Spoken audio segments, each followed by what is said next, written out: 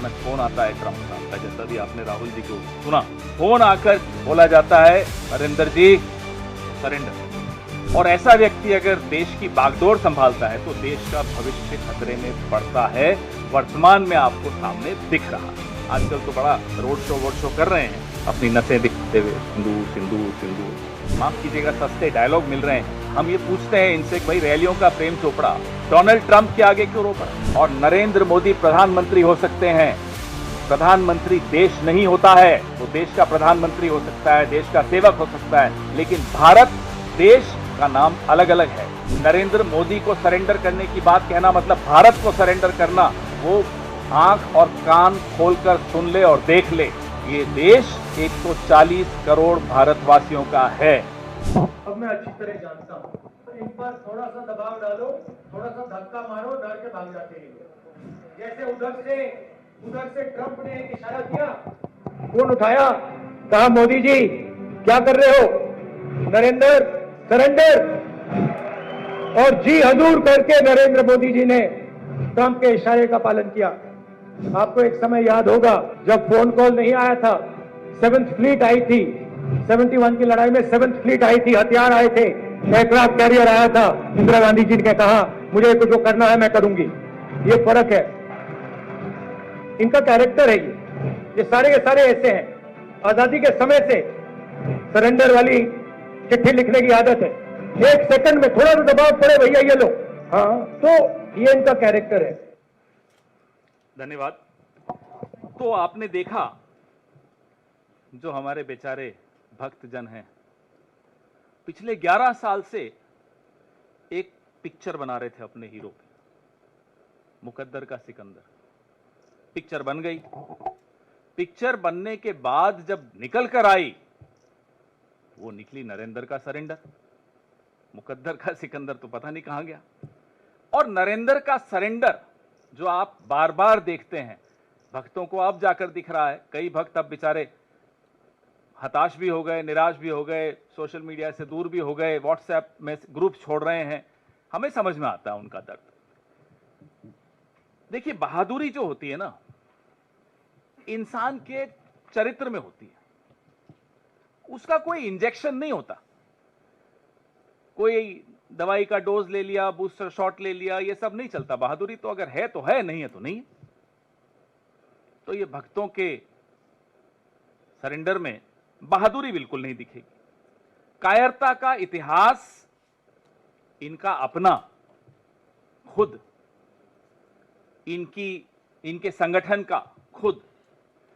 जब इतिहास ही कायरता का है और ऐसा व्यक्ति अगर देश की बागडोर संभालता है तो देश का भविष्य खतरे में पड़ता है, वर्तमान में आपको सामने दिख रहा है।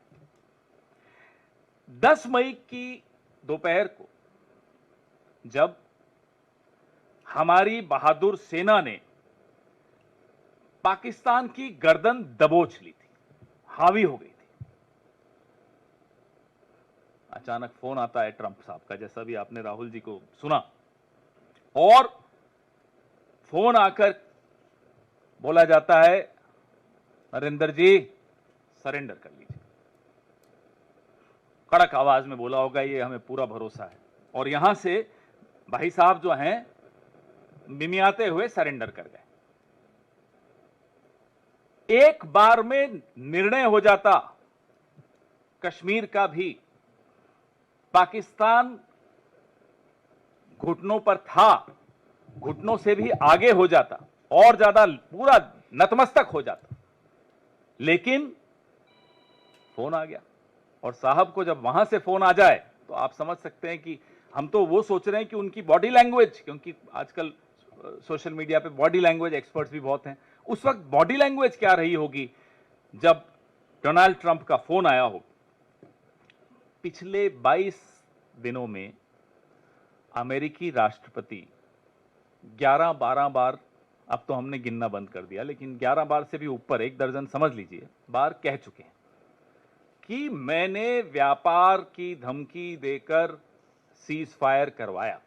ये नहीं बोला उन्होंने कि मैंने प्यार से बोला, प्यार की भाषा इस्तेमाल की, व्यापार की भाषा इस्तेमाल की।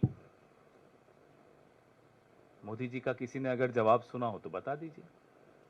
कहीं कहीं आपने, आजकल तो बड़ा रोड शो कर रहे हैं अपनी नसें दिखाते हुए, सिंदूर सिंदूर सिंदूर, कहीं आपको दिखा हो नरेंद्र मोदी ने कहीं जवाब दिया हो डोनाल्ड ट्रंप को, आंख उठाकर? नहीं सुनाई देगा आपको। क्यों? क्योंकि नाम नरेंद्र, काम सरेंडर। ये हकीकत है इस व्यक्ति की जो पिछले 11 साल से इस देश की बागडोर संभाले हुए। 1 महीना हुआ से ज्यादा ही हो गया, हम लगातार ये सवाल पूछ रहे हैं साहब, देश के आत्मसम्मान के साथ ये सौदा क्यों? हम पूछ रहे हैं पहलगाम के आतंकियों का क्या हुआ? हम पूछ रहे हैं सीजफायर किन शर्तों पर हुआ?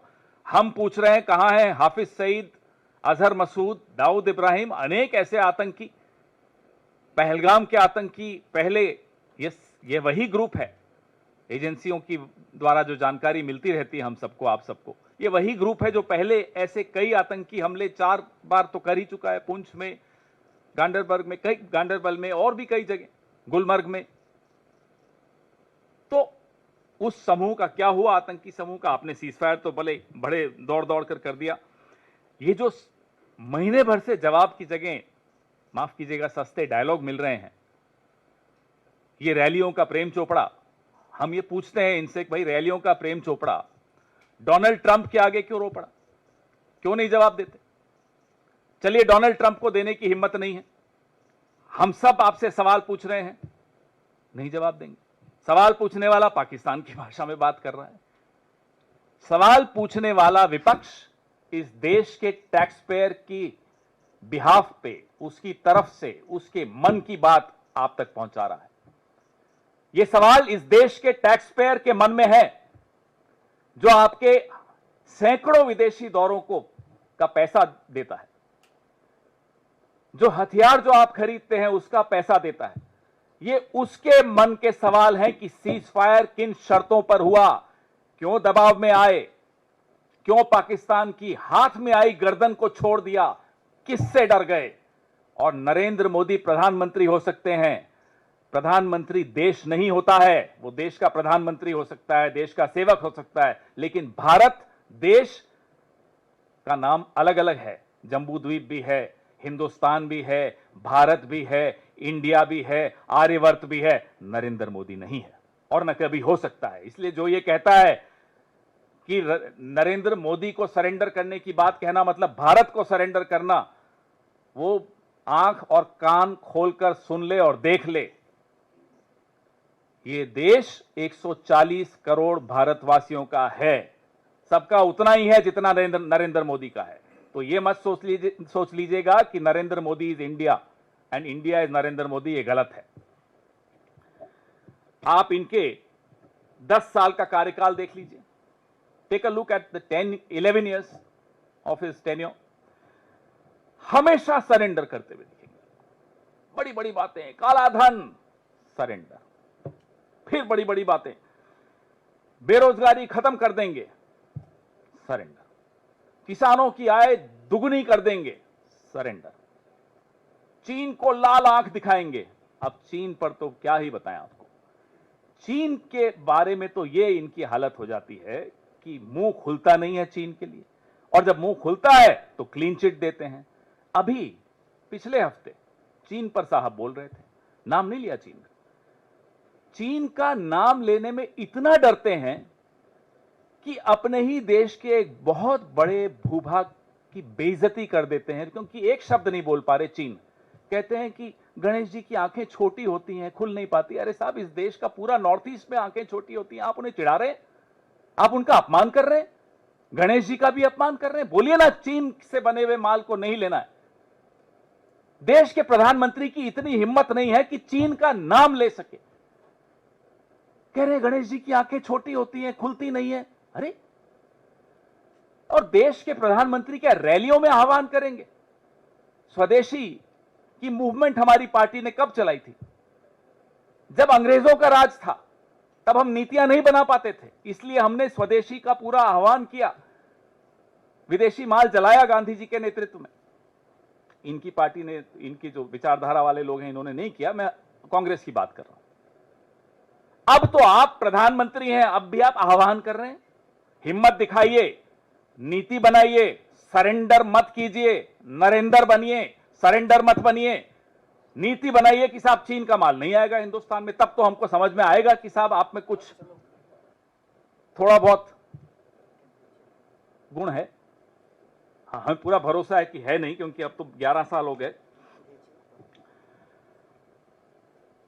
बोलते हैं साहब ये नया भारत है, ये नया फलाना है, नया ढीमका है, नया ये है, नया सब कुछ तो नया है। अरे साहब, पुराना भारत वो था जो 7वें बेड़े से नहीं डरा, जिसने पाकिस्तान के 2 टुकड़े किए, जिसने निक्सन को नजरअंदाज किया, जिसको मनाने के लिए फिर निक्सन ने अपने स्पेशल एक दूत को भेजा, जो क्योंकि इंदिरा जी दिल्ली में नहीं थी, जॉन कॉनेली उस दूत का नाम था, ट्रेजरी सेक्रेटरी था अमेरिका का। इंदिरा जी दिल्ली में नहीं थी तो वो शिमला गया उनसे मिलने, क्योंकि निक्सन रूठे हुए भारत को मनाना चाहता था। ये पुराना भारत था, ये आए हैं नया भारत लेकर। तो भारत को आप बख्श दीजिए साहब, आपकी कायरता से भारत को बख्श दीजिए। भारत बड़ा आपका ऋणी रहेगा, क्योंकि आपकी कायरता इस देश की नौजवान पीढ़ी को क्या सिखाकर जा रही है? सिर्फ डायलॉग में हमें आपकी जरूरत नहीं, हमारे पास बहुत है। हमें मालूम है आपने ट्रेनिंग ली है डायलॉग देने की, और ये एक हकीकत है जो मैं बार बार दोहराता हूं। आप लोगों को मजाक लगता है, मजाक नहीं है। उस आदमी को फिर सांसद भी बनाया एक टर्म के लिए, जिससे ट्रेनिंग ली थी। आप नाम जानते हैं, परेश रावल।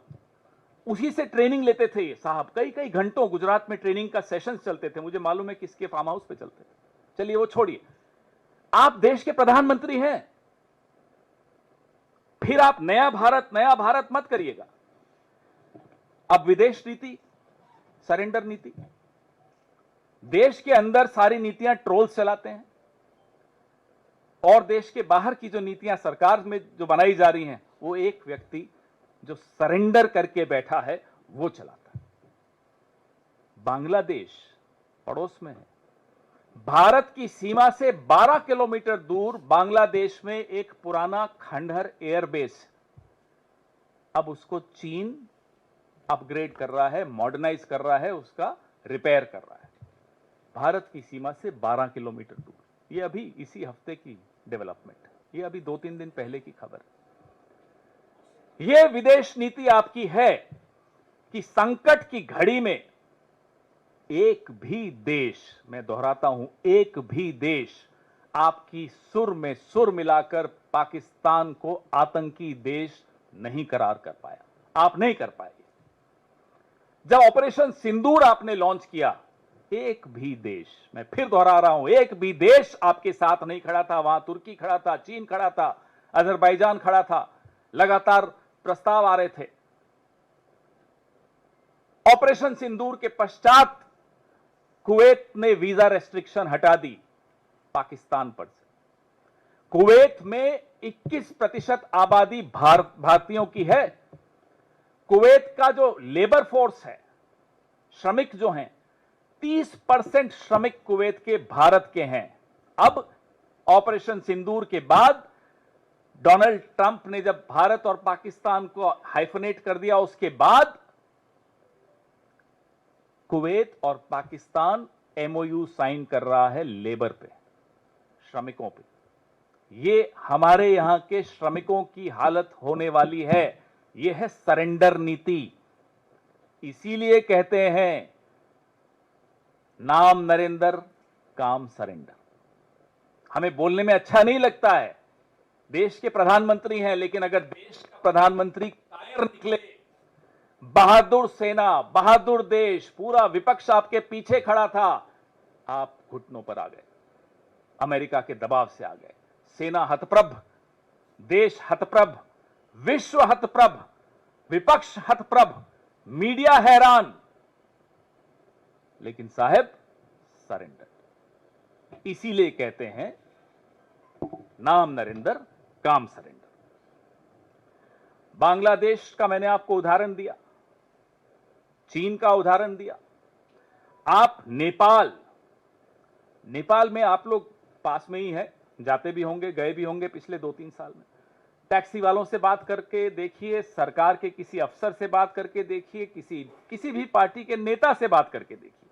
आप ही में से कई लोग मुझे भी आकर बताते हैं, मैं तो बहुत सालों से नहीं गया। जो एंटी इंडिया सेंटिमेंट है नेपाल में, 10 साल पहले नहीं था। नेपाल में जब इतना भारी भूकंप आया, और हमारे मोदी जी कहते हैं कि वो भूकंप की जानकारी उन्होंने नेपाल को दी थी आने के बाद, मतलब उसके बाद भारत ने वहां बहुत सहायता की। लेकिन नेपाल आज चीन से इतना समीप आ चुका है। अब ये बताइए, सरेंडर नीति आपकी नहीं है तो क्या है? जो कॉरिडोर की बात हो रही है, लगातार जो पाकिस्तान के साथ, कई और देशों के साथ चीन मिलकर कॉरिडोर जो बना रहा है, आप क्या कर पाए उसका? आप आईएमएफ का लोन रुकवा पाए तो बताइए। अभी मैं आपको एक और बताता हूं, वो क्रिएटिव चलाइए। अभी कुछ दिन पहले का मैं आपको 1 जून का फोटो दिखाता हूं आपको, बड़ी इसमें, ये 1 जून को प्रधानमंत्री जी मिल रहे हैं Asian Development Bank mister Masato Kanda से। ये 1 जनवरी का, 1 जून का। 3 जून को एडीबी $800 मिलियन पाकिस्तान को दे रहा है। ये अभी कल की बात है। ये 1 जून फोटो देखिए, नतमस्तक हाथ जोड़कर बैठे हैं, और 3 जून को देखिए क्या हो रहा है। अब बताइए, नरेंद्र सरेंडर नहीं है तो क्या है? और ये फोटो देख करके आपको लगता है भारत ऐसा कभी कर सकता है? भारत का कोई और प्रधानमंत्री कभी ऐसा कर सकता है? नहीं कर सकता। यह स्थिति हमारे देश की एक कायर प्रधानमंत्री ने बना दी। आप के साथ एक और नवरत्न है आपके कैबिनेट में, क्या नाम है? पराजय शंकर। अब पराजय शंकर चुप है बहुत दिनों से।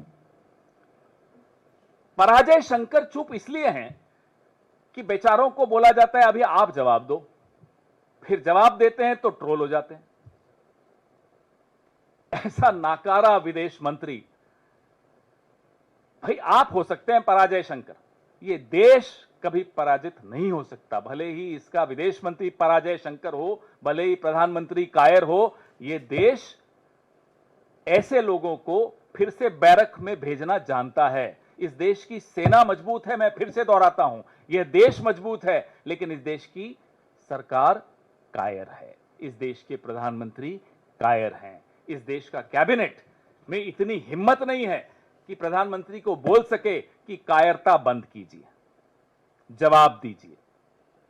हम इंतजार कर रहे हैं कि पूरी जो शाखाओं में ट्रेन होकर अब कैबिनेट में घुसे हैं, सब तो नहीं शाखाओं से ट्रेन हुए, कुछ हमारे यहां से भी उधार लेकर गए हैं, कोई तो बोलेगा, देखते हैं।